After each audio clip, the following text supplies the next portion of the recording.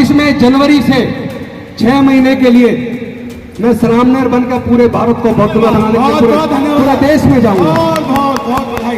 तो मैं 1 जनवरी 2025 से चीवर धारण करके श्रामनेर बन के पूरे भारत का भ्रमण करूंगा। बौद्ध में भारत का सपना बाबा साहब का सपना था, हम उनकी सच्ची संतान हैं। बुलाता है अब तो चलो बुद्ध की ओर, संजय बुलाता है अब तो चलो बुद्ध की ओर, संजय बुलाता। जिम्मेदारी क्या है, ये चिंतन हमें और आपको करना होगा। पूरी दुनिया को शांति और मानवता का संदेश देने वाले तथागत भगवान बुद्ध के चरणों में कोटि कोटि नमन करता हूँ। महर्षि वाल्मीकि जी, संत गुरु रविदास जी, संत कबीरदास जी, गुरु नानक देव जी, ज्योतिबा फूले जी, सावित्रीबाई फूले जी, फातिमा शेख जी, नारायण गुरु जी, साहूजी महाराज, शिवाजी महाराज, पेरियार रामास्वामी नायकर जी, डॉक्टर बाबा साहेब अम्बेडकर जी, माता रमाबाई जी, मानवर कांसीराम साहब, रामस्वरूप वर्मा जी, जगदेव बाबू कुशवाहा जी, ललित सिंह यादव जी के चरणों में कोटि कोटि नमन करते हुए, आदरणीय भिक्षु संघ को वंदामी करते हुए, आदरणीय राजरत्न अम्बेडकर जी, मिशन जय भीम के राष्ट्रीय अध्यक्ष सुभाष आर्या जी, भारतीय बौद्ध महासभा यानी the Buddhist society of India और मिशन जय भीम के सारे कार्यकर्ताओं को क्रांतिकारी जय भीम, विनम्र नमो बुधाय। जो लोग इधर खड़े हैं, मेरा आपसे निवेदन है, अगर आपको डॉक्टर बाबा साहब अम्बेडकर से प्यार है तो प्लीज आप आधा घंटा और दीजिए, कुर्सियों पे आइए। जो लोग इधर खड़े हैं, मैं सबसे निवेदन कर रहा हूं, आप लोग कुर्सी पे आइए। जो लोग गैलरी में खड़े हैं, उनसे मेरा निवेदन है, आप कुर्सी पे आइए। कुर्सी पे आपको भोजन भी कुर्सी पे मिलेगा। और राजरत्न अम्बेडकर जी को सुना, उन्होंने डॉक्टर बाबा साहब अम्बेडकर के पूरे जीवन संघर्ष को आपके सामने रखा। उन्होंने तथागत बुद्ध का धर्म ही क्यों चुना, वो उन्होंने विस्तार पूर्वक बताया। तो मैं जहां से उन्होंने खत्म किया वहां से शुरू करता हूं। आखिर बुद्ध का धर्म ही क्यों? डॉक्टर बाबा साहब अम्बेडकर अपने हिस्से का काम कर गए। हमारी और आपकी जिम्मेदारी क्या है, ये चिंतन हमें और आपको करना होगा। कभी तो हमें सोचना चाहिए, आखिर इंद्र मेघवाल को घड़े छूने मात्र पर उसकी हत्या क्यों हो गई? जितेंद्र मेघवाल को मूंछ रखने मात्र पर, सुंदर दिखने पर हत्या क्यों हो गई? हाथरस के अंदर एक बेटी की हत्या करके आधी रात को उनका शव जला दिया गया, आखिर क्यों? अभी 2 बहनों को बलात्कार करके फांसी पे लटका के मार दिया गया, आखिर क्यों? घोड़ी पर बारात निकालने पर हमले क्यों? जाति के ऊपर इतना उन्माद क्यों? जब तक हम इस बीमारी को नहीं समझेंगे तब तक बीमारी का इलाज नहीं हो सकता। आप लोग जब बीमार हो जाते हैं, इलाज के लिए डॉक्टर के पास जाते हैं, डॉक्टर आपका सारी परेशानी सुनता और समझता है, समझने के बाद दवाई देता है। दवाई देने के बाद भी जब दवाई आप लेते हैं ठीक नहीं होते, उसके बाद फिर से आप डॉक्टर के पास जाते हैं। आप डॉक्टर को कहते हो कि डॉक्टर साहब आपकी दवाई जितने दिन आपने कही थी उतने दिन मैंने दवाई खाई, लेकिन मेरे को बिल्कुल भी आराम नहीं है। उसके बाद डॉक्टर आपके कई प्रकार के टेस्ट कराता है, ब्लड टेस्ट कराता है, यूरिन टेस्ट कराता है, एक्सरे कराता है, MRI कराता है, CT स्कैन कराता है। और सारी जांच कराने के बाद पहले वो बीमारी के कारण को समझता है। जब आपकी बीमारी का कारण समझ आ जाता है, उसके बाद डॉक्टर दवाई देता है और दवाई लेने के बाद आप लोग ठीक हो जाते हैं। तो फिर हम लोग की बीमारी ठीक क्यों नहीं हो रही? हम लोग भी तो नाना प्रकार की दवाइयां खा रहे हैं। हम लोग भी तो जाति की वजह से उत्पीड़न से कैसे मुक्ति मिले उसके नाना प्रकार के उपाय कर रहे हैं। सरकारों ने बहुत सारे कानून बनाए, बहुत सारी योजनाएं बनाई, न्यायालय बनाए, लेकिन उसके बावजूद हमारी बीमारी से, उस उत्पीड़न से हमें मुक्ति क्यों नहीं मिल रही? तो मैं एक समाज का डॉक्टर होने के नाते, जो मैंने तरह तरह की जांच करने के बाद इस सामाजिक बीमारी का कारण ढूंढ निकाला है, वही कारण जो डॉक्टर बाबा साहब अम्बेडकर जी ने इतने साल पहले खोज लिया था कि ये सामाजिक व्यवस्था जो ऊंच नीच पर आधारित है, छुआछूत पर आधारित है, असमानता पर आधारित है, शोषण पर आधारित है, ये शोषणकारी व्यवस्था हमारी गुलामी का कारण है, हमारी बदहाली का कारण है, हमारे उत्पीड़न का कारण है। जब तक इस सामाजिक व्यवस्था में हम लोग बने रहेंगे, जब तक हम लोग अपनी अपनी जाति को ऊंचा बताते रहेंगे, जब तक हम लोग अपनी अपनी जातियों को जिंदा रखेंगे, जब तक हम लोग इस सामाजिक व्यवस्था में जहाँ विषमता है, शोषण है, छुआछूत है, जातिवाद है, उसी सामाजिक व्यवस्था में बने रहकर जातियों को जिंदा रखेंगे, तब तक हमें इस सामाजिक उत्पीड़न से, जातिगत उत्पीड़न से, छुआछूत से मुक्ति मिलने वाली नहीं है। डॉक्टर बाबा साहब अम्बेडकर तो दवाई देकर गए, उन्होंने इस सामाजिक बीमारी का कारण समझ लिया था और उसका इलाज करने के लिए वो पूरे समाज का आह्वान करके अपने समाज को बुद्ध का धम्म देकर गए। उन्होंने कहा था, मैं भारत बौद्ध में करी, मैं भारत को बौद्ध में करूंगा, मैं अपने समाज को छुआछूत से, जातिवाद से मुक्त करूंगा, मैं अपने समाज को अनेक प्रकार की विषमता से, असमानता से मुक्त करूंगा, मैं अपने समाज के जीवन के विकास के रास्ते खोल दूंगा। और उन्होंने संकल्प लिया, अब मैं अपना बाकी का जीवन भारत को बौद्ध में बनाने में, छुआछूत मुक्त बनाने में, जातिवाद मुक्त बनाने में लगाऊंगा। लेकिन 14 अक्टूबर 1956 को डॉक्टर बाबा साहब अम्बेडकर ने बुद्ध के धम्म की दीक्षा ली, बुद्ध के धम्म को अपने आचरण में उतारा। लेकिन इससे पहले कि वो पूरे भारत को बौद्ध में करते, वो दीक्षा लेने के 1 महीने 22 दिन बाद वो महापरिनिर्वाण को प्राप्त हो गए। और उसके बाद वो डॉक्टर बाबा साहब अम्बेडकर का सपना, वो सपना रह गया। हम लोगों ने बाबा साहब की, ये तो कहा हम बाबा साहब की औलाद हैं, हमने ये तो कहा हम बाबा साहब के खून हैं, ये तो हमने कहा हम डॉक्टर बाबा साहब अम्बेडकर को मानते हैं, लेकिन शर्म की बात है कि हम डॉक्टर बाबा साहब अम्बेडकर की बात को नहीं मानते। हम लोग डॉक्टर बाबा साहब अम्बेडकर की बात को नहीं मानते। वरना मैं आप सबसे आह्वान करना चाहता हूं, मैं आप सबसे पूछना चाहता हूं, आप लोग जहां बैठे हैं, जहां पे आप अपनी कुर्सी पे बैठे या खड़े हैं, अपनी जगह पर हाथ उठाकर वो लोग समर्थन दोनों हाथ उठाकर करेंगे जो डॉक्टर बाबा साहब का अपने आप को संतान मानते हैं, जो चाहते हैं छुआछूत मुक्त भारत बने, जो चाहते हैं जातिवाद मुक्त भारत बने, जो चाहते हैं विषमता पर आधारित व्यवस्था खत्म हो, जो चाहते हैं न्याय पर आधारित समता, स्वतंत्रता, बंधुता और न्याय पर आधारित, प्रज्ञा पर आधारित, शील पर आधारित समाज का निर्माण हो। एक ऐसा भारत बने जहाँ जाति के आधार पर होने वाले छुआछूत को पूरी तरह से निस्ता नाबूद कर दे, जहाँ हमारी बहन बेटियों की इज्जत को हम सुरक्षित कर लें, जहाँ कोई घोड़े खरीदने पर हत्या ना हो, जहाँ कोई घोड़ा खरीद को टच करने पर हत्या ना हो, जहाँ कोई मूंछ रखने पर हत्या ना हो। अगर आप लोग ऐसा चाहते हैं तो आपको डॉक्टर बाबा साहब अम्बेडकर की बात को मानना होगा, आपको बाबा साहब अम्बेडकर की बात को मानना होगा। जैसा अभी राजरत्न अम्बेडकर जी कह रहे थे, आप लोग जातियों में इसलिए बने हुए हो ताकि आपको रिजर्वेशन का लाभ मिले। वैसे तो भंडारी जी ने बताया कि 1990 का जो गवर्नमेंट ऑफ इंडिया का जो ऑर्डर आया कि आप लोग बुद्धिस्ट बनते तो भी आपका रिजर्वेशन खत्म नहीं होगा। लेकिन मैं कह रहा हूं, इस लालच को कब तक पकड़े रहे होगे? भाई नौकरियां है कहां? 2 कारणों से हमारे समाज की तरक्की हुई। एक कारण हमारे डॉक्टर बाबा साहब अम्बेडकर जी ने पढ़ाई के रास्ते खोल दिए। हजारों साल तक हमारे लोगों को पढ़ने लिखने का अधिकार नहीं था, हजारों साल तक हमारे लोगों को व्यापार करने का अधिकार नहीं था, हजारों साल तक हमारे लोगों को संपत्ति रखने का अधिकार नहीं था। इसीलिए हमारे समाज के लोग न तो संपत्ति के मालिक बन पाए, न कॉलेज के मालिक बन पाए, न स्कूल के मालिक बन पाए, न अस्पताल के मालिक बन पाए। इसी वजह से हमारे लोग जमीन के मालिक नहीं बन पाए। इसी वजह से हमारे लोग देश की संपदा में, संपत्ति में, व्यापार में, इंडस्ट्रीज में हिस्सेदारी, भागीदारी सुनिश्चित नहीं कर पाए। इसी वजह से हमारे लोग पिछड़ गए और जो कुछ हमें मिला वो केवल डॉक्टर बाबा साहब अम्बेडकर के दिए रिजर्वेशन की वजह से, पढ़ने के अधिकार की वजह से दिया। अगर वो हमारे पढ़ाई के रास्ते ना खोलते, अगर हमारे लिए रिजर्वेशन की व्यवस्था ना करते, हम लोग नौकरी में ना पाते। आज हमारे लोग डॉक्टर बन गए, इंजीनियर बन गए, जज बन गए, कलेक्टर बन गए, साइंटिस्ट बन गए, प्रोफेसर बन गए, हमारे लोग मुख्यमंत्री बन गए, हमारे लोग राष्ट्रपति बन गए।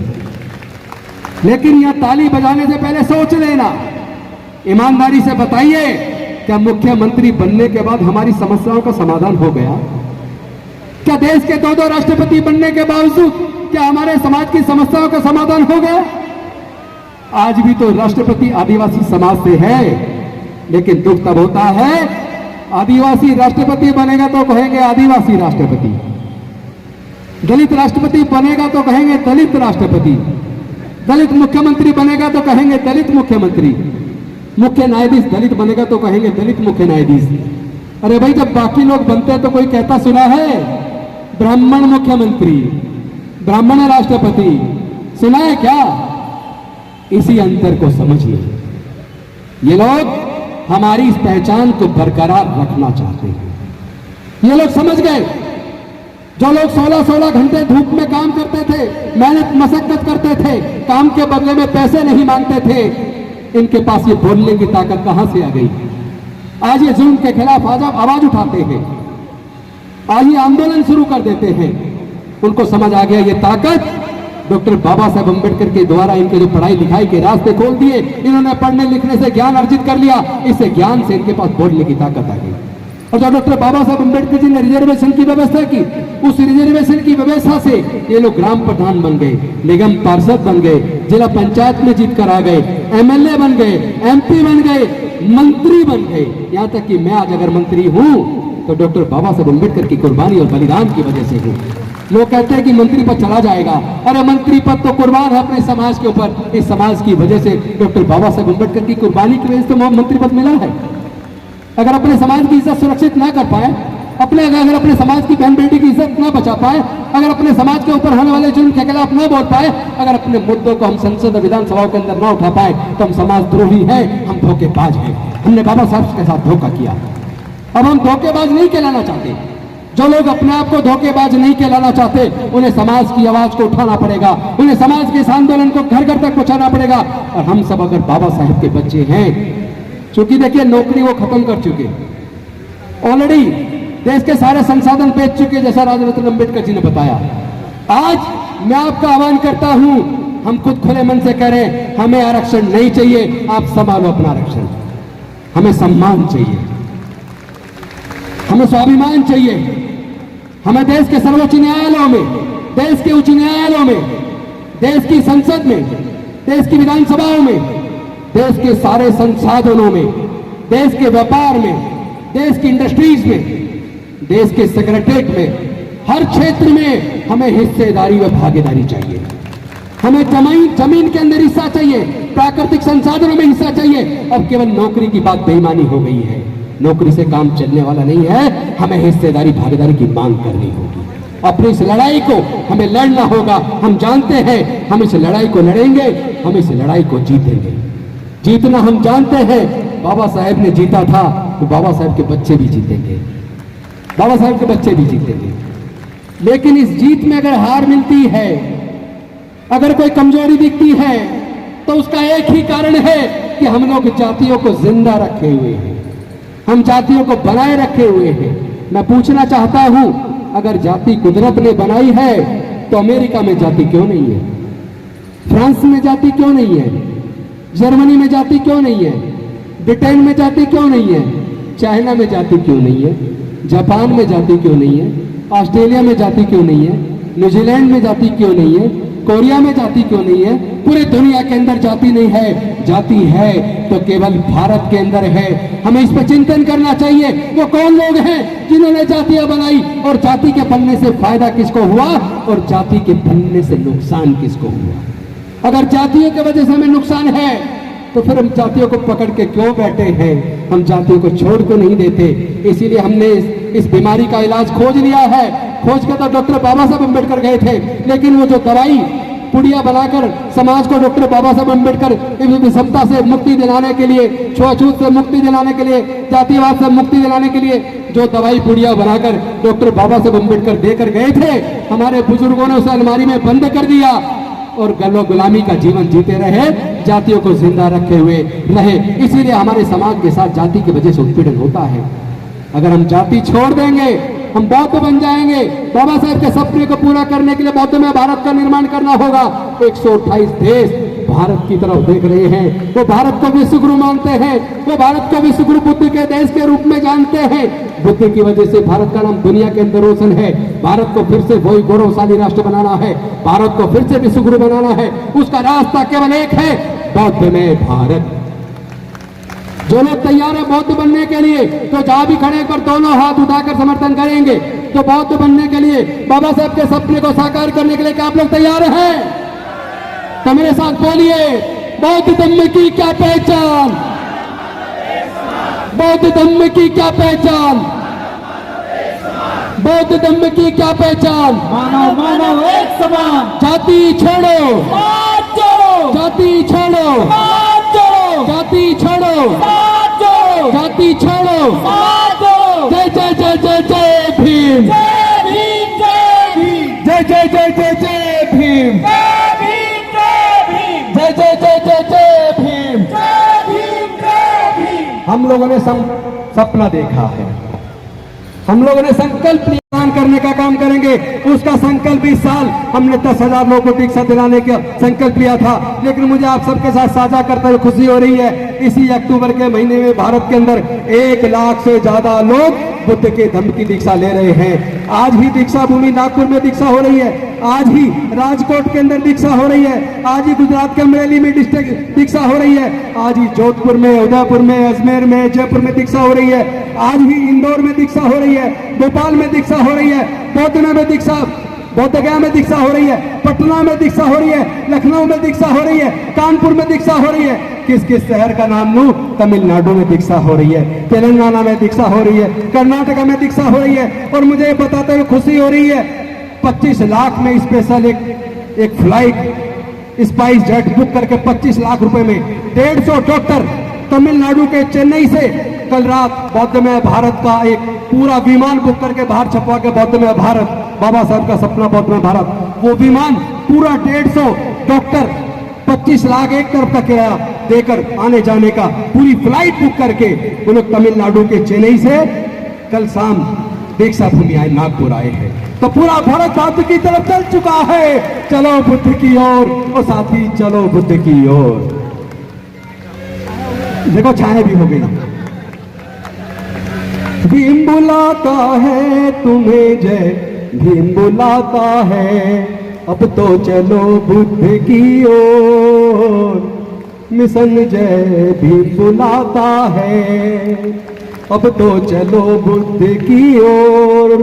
मिशन जय भीम बुलाता है, भीम बुलाता है हमें, जय भीम बुलाता है, अब तो चलो बुद्ध की ओर। मिशन जय भीम बुलाता है, अब तो चलो बुद्ध की ओर। मिशन जय भीम बुलाता है, अब तो चलो बुद्ध की ओर। मिशन जय भीम बुलाता है, भीम बुलाता है, मिशन जय भीम बुलाता है, भीम बुलाता है, मिशन जय भीम बुलाता है, अब तो चलो बुद्ध की ओर। मिशन जय भीम बुलाता है, अब तो चलो बुद्ध की ओर। मिशन जय भीम बुलाता है, भीम बुलाता है, मिशन जय भीम बुलाता है, अब तो चलो बुद्ध की ओर।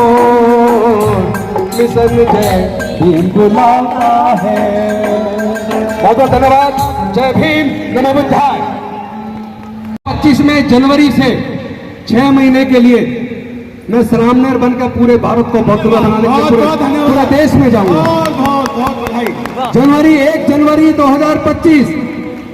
बहुत बहुत धन्यवाद। चूंकि दीक्षा दिवस अशोक विजयदशमी 2025 को 10 करोड़ लोग बुद्ध के धम्म की दीक्षा लेंगे, और उसके लिए 1 जनवरी से इसको 4 चरणों में बटा है। इस साल 10,000 का लक्ष्य था, 1 लाख क्रॉस कर गया। अगले बार 10 लाख का लक्ष्य है, 1 लाख का लक्ष्य है, 10 लाख क्रॉस करेगा। उससे अगले साल 2024 में 10 लाख का लक्ष्य है, 1 करोड़ क्रॉस करेगा, और 2025 में 10 करोड़ का लक्ष्य है, 20 करोड़ क्रॉस करेगा। बहुत बहुत धन्यवाद। तो मैं 1 जनवरी 2025 से चीवर धारण करके श्रामणेर बन के पूरे भारत का भ्रमण करूंगा। बौद्ध में भारत का सपना बाबा साहब का सपना था, हम उनकी सच्ची संतान हैं, वो सपने को जरूर पूरा करेंगे। बहुत बहुत धन्यवाद। जय भीम, जय